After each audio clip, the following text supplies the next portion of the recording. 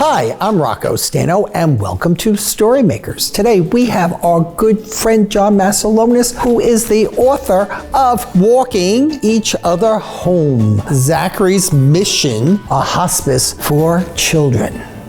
Welcome, John. It's great to be here, Rocco. Thank you for having me. Yes. Take us inside the pages of this heartfelt story. I'll be happy to, Rocco. This story is about a brave 8-year-old boy named Zachary who's battling a terminal illness. He moves through his emotions and fears thanks to the help of his family. But believe it or not, Rocco, Zachary's given a very important mission. In a dream, it's shown to him that he's to create a children's hospice for terminally ill children, just like him, in La Jolla, which is the jewel of San Diego, California.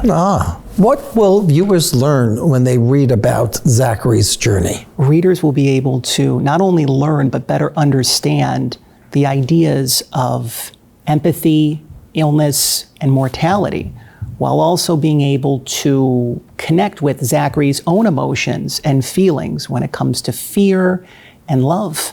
And in the process, Rocco, Zachary is also helping us to be able to better understand loss and grief and death, while also reminding us that we can have hope during challenging times and that we all have a purpose while we're here. Where did this story come from? Well, Rocco, the story was inspired by a lot, actually, especially the memory of my grandmother. Being part Polish, we refer to our grandmothers as babcia. After she passed, I made a cross-country move from Buffalo, New York, all the way to San Diego, California. As I was driving nearly 3,000 miles across the country, I was also reflecting about the important people in my life.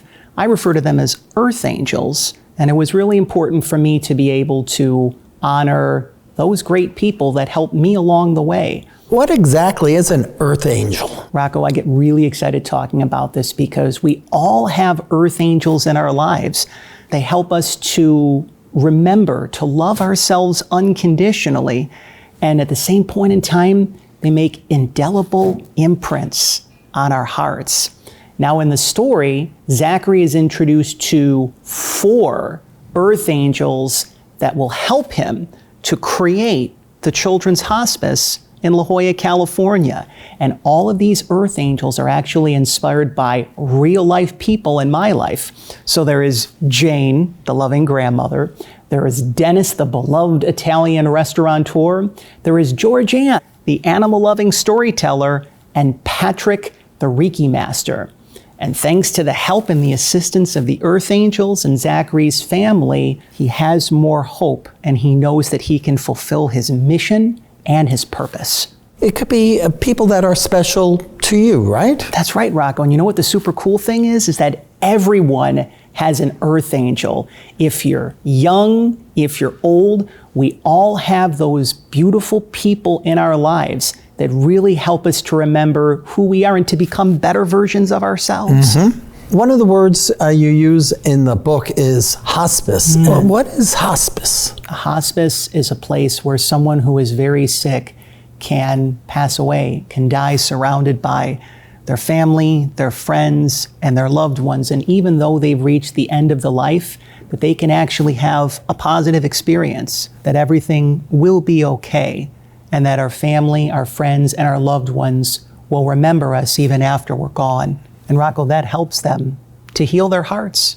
Our viewers may know someone who is seriously ill. You know, they may have a friend who is seriously ill. Are there ways that we can help these people feel more comfortable? The one specifically that comes to mind is actually reflected in the story. Zachary's sister, Kristen, gives him a journal so that he can share his thoughts. I'm going to give you a journal so you can actually express your emotions and feel your feelings. A journal is a book of blank pages that a person writes in. You want us to write our feelings and memories? That's right, because when you express your emotions and when you feel your feelings, you can not only feel better along the way, but reflecting back, you can actually see all of the challenging things that you went through, and you can actually remember how strong you really are.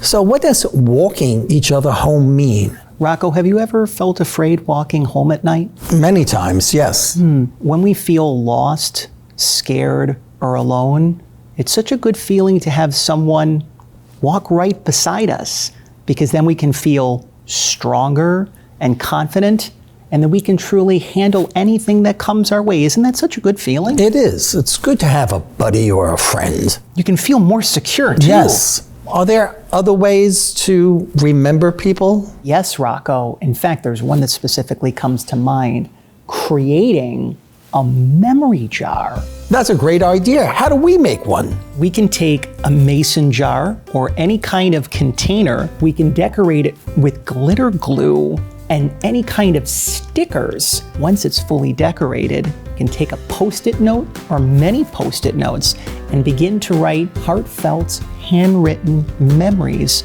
of our loved ones. We can put them inside the jar or the container. Can I repurpose this peanut butter jar? You most certainly can, Rocco. Yes, and can I put notes and maybe little items I could remember the person by? You most certainly can as well, Rocco. One of my favorite words is trinkets. If there's a bracelet or even just something else that comes to mind when you are able to connect with the memory of your loved one, you can put it in that mason jar or that container. Well, let's do it. Hooray! First, we're going to start off with an empty mason jar. We have stickers. Rocco, I know that you're going to get a kick out of this. We have multicolored jewels. Jewels. Jewels right here, because remember, La Jolla is the jewel of San Diego, California. And Rocco, since you have a big, beautiful heart, we have little hearts that we can use to decorate our memory jar. I can't wait to start. I'm going to start off with one of these special stickers that I have right here that wraps all the way around the mason jar. It's a memory jar, so I am writing memory. I am using some jewels here. The last letter I'm going to put on is R for jar. Memory jar. You're doing great, Rocco. I am, thank you. And now I am going to use some of these hearts. I want this heart right there. That's a sticky one. There we yes, go. We need some right there. Okay, and here we go. Here's mine. How did I do, John? Rocco, I'm so proud of you. Yours turned out amazing. Here's mine. How did I do? Very nice, John. And Rocco, we've got one last step. We take the time to undo the top of our jar or container. We have some Post-it notes. I'm going to give you red because red is the color of love, Rocco. And on these notes, we're going to take the time to write down a memory of our loved one that's no longer with us. Okay. We'll fold it up. Okay. I'm doing the same, Rocco. And I will put it in there and I will close that up. And I will now think of another memory. When you have one memory that comes to mind, often there's a flood of positive memories that come. So there's a reason we have a lot of Post-it notes. So if there's one memory, 5 memories, even 100 memories, there's so many of those Post-it notes that can fit into our jar or container. That is true. Thank you so much, John. That was so much fun. Don't you feel better too? I do. It's so good to hear. And John, you have a goal to share with us too, right? I do, Rocco, and I'm getting a little emotional talking about this because Zachary's journey, in many respects, is my journey, because I actually want to open up and create a children's hospice for terminally ill kids in La Jolla, California, again, the jewel of San Diego. So this book, my journey, my purpose, really means a lot to me, and I hope that it means a lot to you too. And I hope your dream comes true. That really means so much to me, Rocco. I appreciate it. Thank you so much for being here with us today, John. Rocco, it was a pleasure being here with you and with everyone watching together today as well. You know, Rocco, one of the things that I like to say, you're a shining star. It's important that I tell you that. Well, thank you so much, John. And remember, until next time, read a book in any format.